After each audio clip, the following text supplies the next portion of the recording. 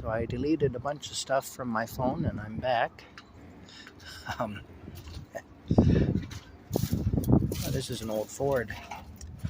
I recognize that dashboard. This is an early 50s Ford. Yeah, free in the tree. I wonder if this one works. Oh, you know, it actually moves. Can I open it up here? Okay, well, the steering wheel's gone, but the free in the tree is still there. So let me show you what I'm talking about here. We move that old sealed beam over there. Alright, so there's first gear. That's neutral. That's second gear. That'd be reverse, actually. You know what? It moves up and down, but it don't go back and forth. Okay, it doesn't work either. I was wrong. It doesn't work. Anyway, here we go. We'll forget all about that then. Yeah, there's the old air conditioner. Pop-up vent there. Not much left of this one. We keep moving here. I think that's a Ford too, actually. I think so. I believe so. A little newer than that other one. Yeah, there's an old Bell telephone van. There's a 62 Pontiac. My dad had one of these when I was a little boy. He did. Yeah, he sure did. All right, now. Oh, it's missing some bits and pieces. The steering wheel's gone. All the dashboard pieces are gone. Looks like, yeah, it was a free in the tree. Yeah. It still has that smell to it that I remember. You'd have to smell it to know, but it's the old car smell. When I stick my head in here, I can smell it. That was the smell my dad's car had 50 years ago, even, you know, when it really wasn't that old. See, there's your back seat. It's kind of falling apart, but these were quite a car. The weakness with these cars, though, was that they had what they called an X-frame in them. There's the neat old taillights. See, Pontiac. Yeah. The weakness of these old cars, though, is that they had what was called an X-frame as opposed to a box perimeter frame. And they became rattle traps fairly quickly because of that. Yeah. Still, they weren't a bad car. Really, they weren't too bad a car. I think they were still better than anything they're making now. But, yeah. That little crank there was to open this vent window. You had a little crank you turn there to open the vent window. Anyway, let's keep moving here. These old rear view mirrors were kind of a bad thing, though. They're kind of neat looking, but in an accident with no seat belts or whatever, you can come up off the seat. That mirror would literally scalp you if you come up under it. You know, it'd literally just peel your scalp right back off your head. So there were a lot of things like that with old cars that weren't so great, but they were still really neat. Like I say, I'd still sooner have one of those than anything we got now. I don't like the stuff we have now. What's this here? Oh, this is GM again. Yeah, this is a GM. For a second, I thought it might be an old Dodge, but it's a GM. Just by the dashboard. Old 68 Chev. I'll bet you that bumper I found over there came off this car. This is a Lincoln. That there's a British car. It is. Let's see now. 68 Chev. Let's see if it's got a bumper on it. Oh, it does. It does. You see the same tail lights though. But yeah, it's got a same tail lights as the other one. But it's not off this car then. There's a Lincoln Premier. It's missing the Prem. It's missing the Pre. It's just the Mier now. Yeah,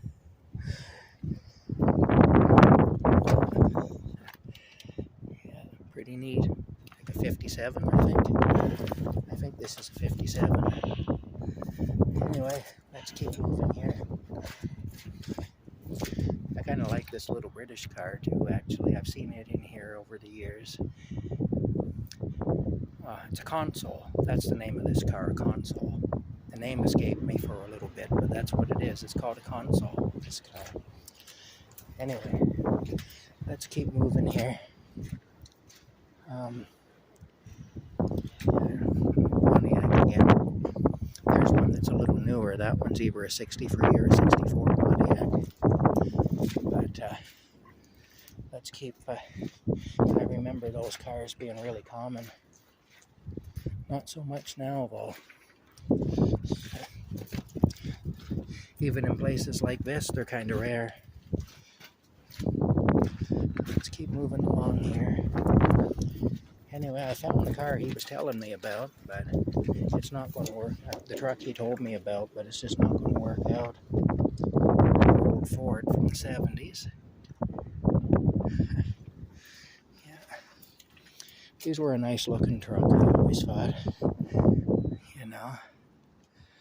Anyway, let me keep looking here. Holy smokes, eh? They got everything here but what I need. That's the thing. You know, what's that? That's a General Motors again, okay. It's a GMC or a Chevy.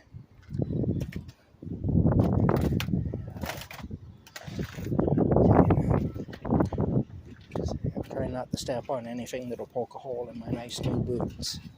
Because the whole idea is that they're waterproof, and if I get a hole in them, that'll defeat the purpose.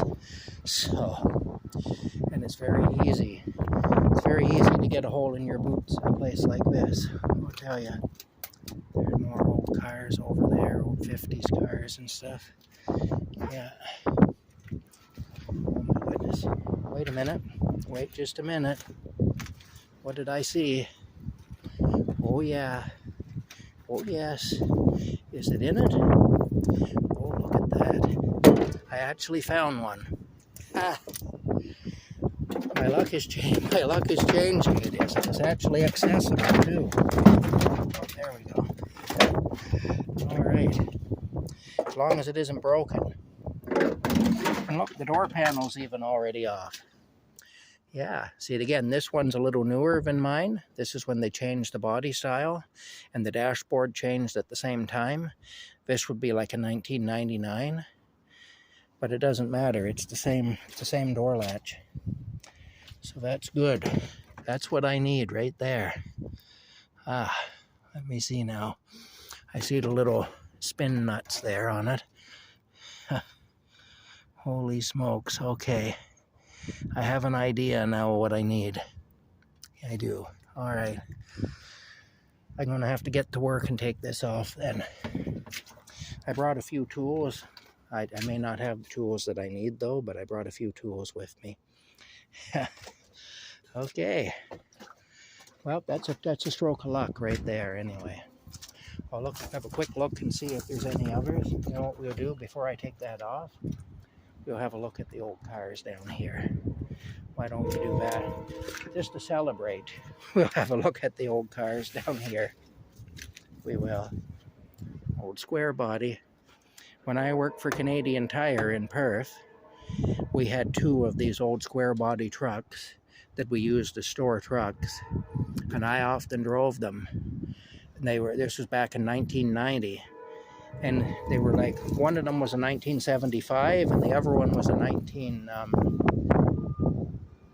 what was it? One was a 75. It was actually the better of the two trucks. Oh, the other one was a 77. It wasn't as good as the 75. I didn't like driving it very much, but I loved to drive the 75. It was a really neat old truck. It was a good truck. But they were both pretty much wore out. Both of them had just had the crap beat right out of them, you know, and we were just driving them into the ground. See, there's an old Chevy. This is around a 54, somewhere in there. 53 or 54 Chevy. This is another Oldsmobile here, I believe. Yeah, look at that dashboard, eh? Can we open this up? Look at that.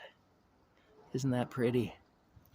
Had the glove compartment right in the center there so you could reach in and grab your gun in an emergency. You know, that was kind of a running joke. I used to say that about cars that had that dashboard in the center. That's freaking solid. It's wild the metal these things had in them. So Crown Victoria over there from the 80s. Yeah. Lots of police cars were made out of Crown Victorias. This is a Ford here. This is like a 54, I think. Let's look at this first. There we go. This here is a Rambler. Yeah, look, it even says so right there. Rambler. Rambler. This is a Rambler. Yeah. This is an old Ford with lots of vegetation growing in it. There's a Rambler. It's probably a free in the tree. I'll bet it is. I'll bet it is. Well, no, maybe not. Maybe not. I mean, look here. It'd be rare that it wouldn't be, but maybe not. Ooh. All right. You know what? I think it might be. Well, it's seized up anyway. I think, yeah, there we go. Okay, is there another? Oh, yeah, there's the upper pedal. There's the clutch. All right, it's on the floor, but there it is. There's the brake and the clutch. It is a free in the tree, but it won't move. Yeah, this is an old Rambler. When I was a little boy, I remember going to Brockville in one of these. The neighbor had one, and the neighbor's mother lived in Brockville. And my mother and her mother, my mother and her were friends, and it was her husband's car. I remember a lot of women driving around where we were back then, but this lady had a driver's license, and her husband owned a Rambler. It was like this, just a small car back then. Anyway, that, the door, just a small car back then. But anyway, I remember we drove from Smiths Falls to Brockville in the car just like this, only it was green. It was like a lime, not a lime green, but like like a flat green. I don't know how to describe it, almost an army green. Anyway, let's keep moving along. Look at this bumper, eh? Solid, just solid, you know. It's amazing. I love this old stuff. And I remember going up there to her mother's house for a visit, because this lady's mother lived in Brockville. We went up there for a visit. There's the back of the 54 Chev. Either a 53 or a 54, I don't know. Looks like somebody took target practice. You can see the bullet holes. Either that or they were running from the cops. Maybe, who knows. There was a lot of that went on back then too, back in the day. Anyway, we went up to Brockville to visit her mother, the neighbor lady's mother that lived there, and the neighbor lady's husband's Rambler, like that car I just showed you. And my mom and her friend, the neighbor lady, they both loved to watch soap operas. And one of their favorites was The Edge of Night, it was called. So we go up there anyway, and of course we got to watch, see there's the door lock thing, button. So we go up there anyway, and we're going to watch The Edge of Night. We got to watch The Edge of Night, can't miss that. So they fire up the old black and white vacuum tube TV, and anyway, my mom's friend, Sylvia, puts me on her lap. And now they're sitting right in front of the television. So I'm sitting looking at this television. Ashtray. I'm sitting looking at cup holders, I guess, eh?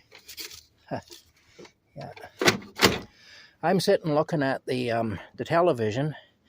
And this show started showing, it was just like at dusk, and it was an aerial view of all these roofs, with spired roofs and stuff of houses.